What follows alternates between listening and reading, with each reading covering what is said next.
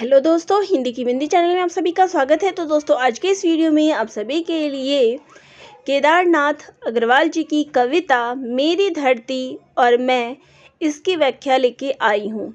तो UPHSC assistant professor के syllabus में ये कविता आपकी दी गई है जो आपको पढ़ना है। तो यूपीएचएससी का सिलेबस मैंने काफ़ी सारा जो है बना के दे दिया था, फिर भी कुछ जो है कविताएं रह गई थी और जो भी टॉपिक रह गई थी उनकी व्याख्या ही मैं करवाऊंगी। तो आज का जो हमारा टॉपिक है वो यही है, इस कविता की व्याख्या। तो सबसे पहले जो बात आती है कि मेरी धरती और मैं, ये कविता किसकी है? तो ये कविता केदारनाथ अग्रवाल जी की है। अब बात करें कि इस कविता का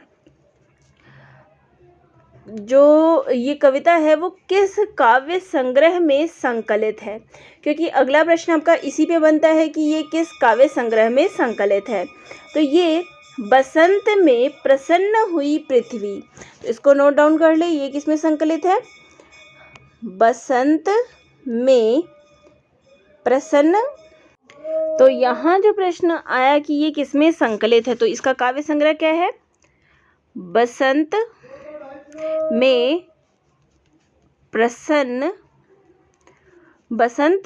प्रसन्न हुई पृथ्वी। अब थोड़ा राइटिंग को इसमें कर लीजिए क्योंकि इसमें राइटिंग तो अच्छी नहीं आती। तो बसंत में प्रसन्न हुई पृथ्वी आएगा यहाँ पे, इसको मैं अगला जो फिर यहाँ प्रश्न आता है कि इसका काव्य संग्रह ये हो गया। अब इसका प्रकाशन वर्ष क्या है, यानी कि जब काव्य संग्रह है उसका भी प्रकाशन वर्ष आपको पता होना चाहिए। तो इसका प्रकाशन वर्ष है 1996 ईस्वी। ठीक है, ये किस में संकलित है? बसंत में प्रसन्न हुई पृथ्वी, और बसंत में प्रसन्न हुई पृथ्वी का प्रकाशन वर्ष क्या है? 1996 ईस्वी।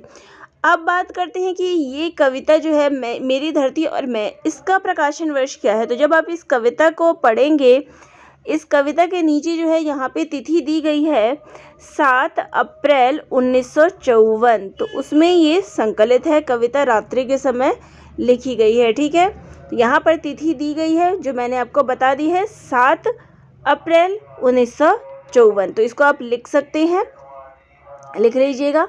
चलिए अब कविता की व्याख्या पर आते हैं। तो यहाँ पर जैसे कि कविता से ज्ञात होता है, तो जैसे कि कविता के शीर्षक से हमें क्या ज्ञात होता है कि ये कविता भी धरती पर आधारित है, मेरी धरती और मैं, यानी कि ये कविता किस पर आधारित है? धरती से संबंधित है, धरती माता से संबंधित है। तो चलिए पढ़ते हैं क्या है इसमें।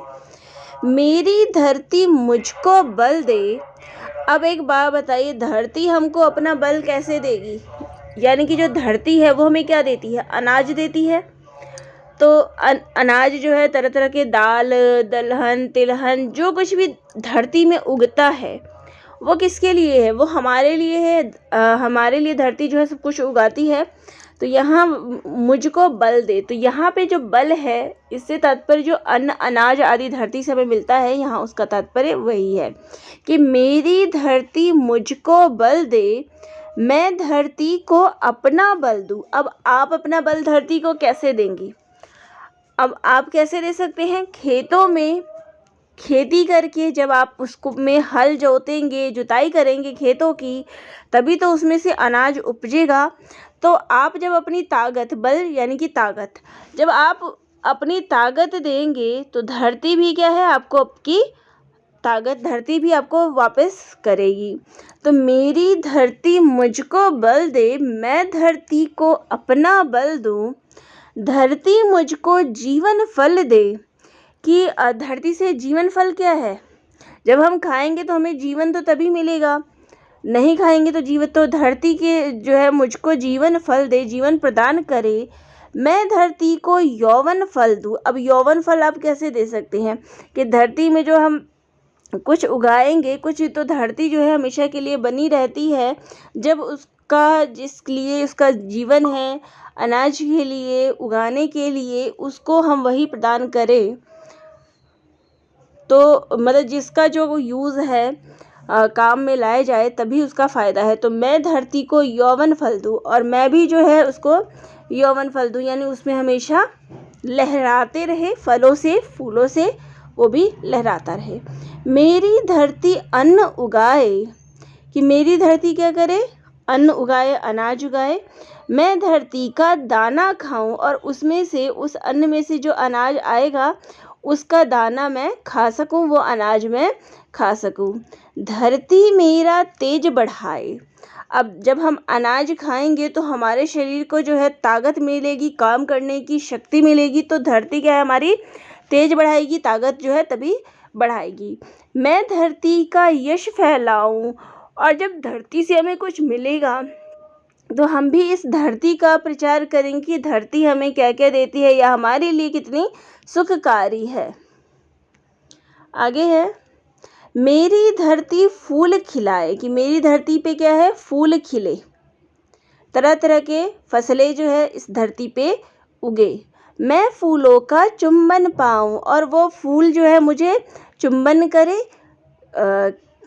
तो उन खेतों में जब हम जाएंगे, लहलहाते फलों को देखेंगे, फूलों को देखेंगे, फसलों को देखेंगे, तो वो फसल जब लहलहाते हैं, हमारे ऊपर आते हैं, कभी दाएं कभी बाएं, तो वो क्या है, फूलों का चुंबन पाऊं। जब वो होंगे तभी कुछ मिलेगा।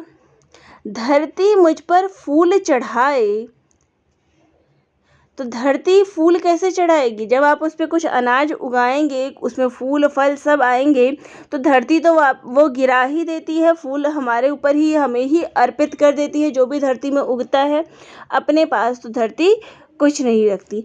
मैं धरती के शूल भुलाऊं, लेकिन इन फूलों के साथ, यानी जब हम फूल देखते हैं तो फूल में कांटे भी होते हैं, तो लेकिन ये नहीं कि मैं धरती के उन कांटों को देखूं, मैं जो है धरती के फूल ही याद रखूं और धरती में जो कांटे हैं उनको मैं भूल जाऊं।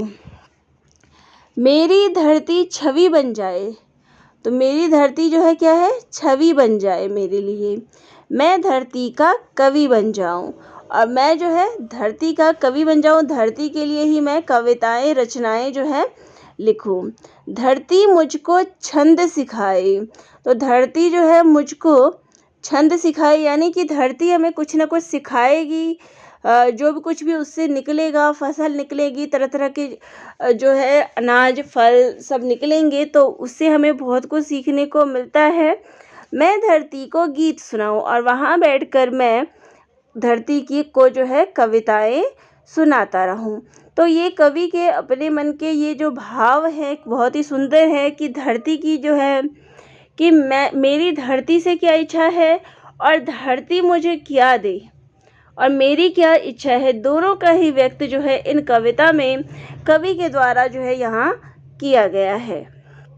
क्योंकि कवि को जो है धरती से, इन कह सकते हैं किसानों से बहुत ज़्यादा ही लगाव था, उनकी स्थिति का, उनसे कह सकते हैं कि जो उनका लगाव था कुछ अलग ही था। तो उनकी जितनी भी रचनाएं हैं, क्या मैं बात केदारनाथ अग्रवाल जी की कर रही हूँ, तो उनकी रचनाओं में हमें धरती का वर्णन, धरती की एक एक चीज़ का वर्णन आपको इतने अच्छे से बखूबी से मिलेगा, जैसे उन्होंने वो जीवन खुद जिया हो, खुद उन चीज़ों को महसूस किया हो, ये सारा चीज़ आपको देखने को मिलेगा।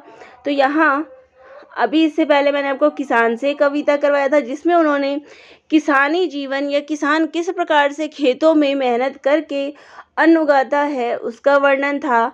इसी प्रकार से धरती हमें किस प्रकार से अनाज उपजाती है और हम धरती को क्या दे सकते हैं और क्या देखकर हमें धरती से खुशी मिलती है, इन सब का वर्णन इस कविता में था। तो आप सभी को ये कविताएं अच्छी लगी हो तो चैनल पे लाइक शेयर और सब्सक्राइब करिएगा। कोई वीडियो में जानकारी चाहिए किसी और वीडियो से संबंधित, किसी और टॉपिक से संबंधित, तो कमेंट करके ज़रूर बताइएगा। धन्यवाद।